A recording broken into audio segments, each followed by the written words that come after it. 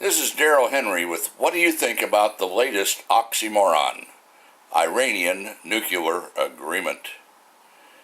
It's tough being a politician, and worse, the headaches of a diplomat like John Kerry as Secretary of State are a lot worse.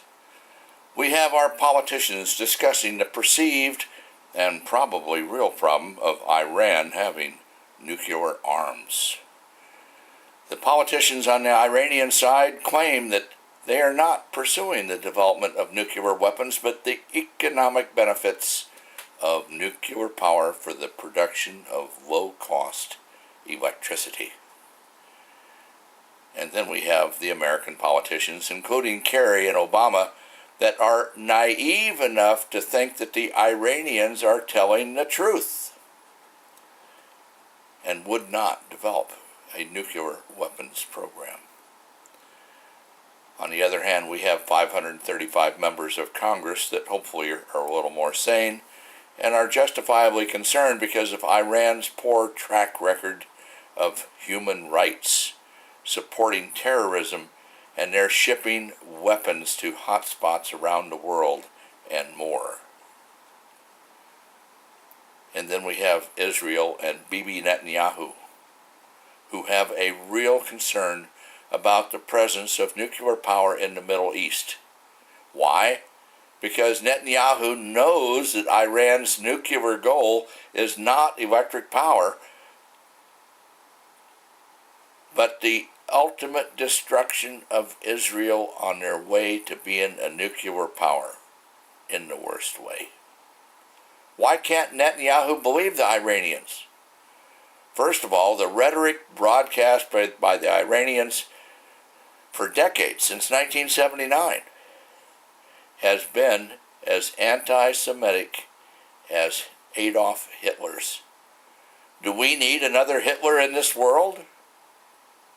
Do we need Iran having anything nuclear? Duh. And with the U.S. getting involved in these negotiations, where did the idea come from of giving Iran billions of dollars come from? Give those billions back to the American people. Are we crazy, or do they need that money to pay for the boatload of arms that were detoured by our allies last week? Are we going to give them money to destroy us or to construct nuclear weapons? I hope not. Even with the embargo of Iran for the past several years, Iran's ability to finance terrorism has not been diminished. If we send boatloads of $100 bills to Iran, it will fund their terrorism, and the balance of those monies will disappear into the politicians' own Swiss bank accounts. Haven't we learned anything since World War II, where just about every head of state and dictator, including the Shah of Iran, stole millions from their countries and dumped those monies into their own Swiss accounts? Have you ever seen a poor former dictator or poor retired politician from a third world country? No, not one. How short are our memories? Don't we remember Iran holding our citizens hostage? Don't we remember hikers getting lost and accused of being spies and then convicted by a kangaroo court and sentenced to long prison terms?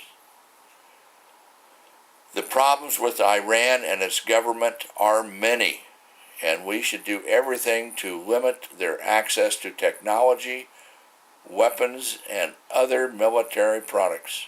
After all, they seem to have developed many on their own, including weaponized drones and long-range rockets that could hit Israel.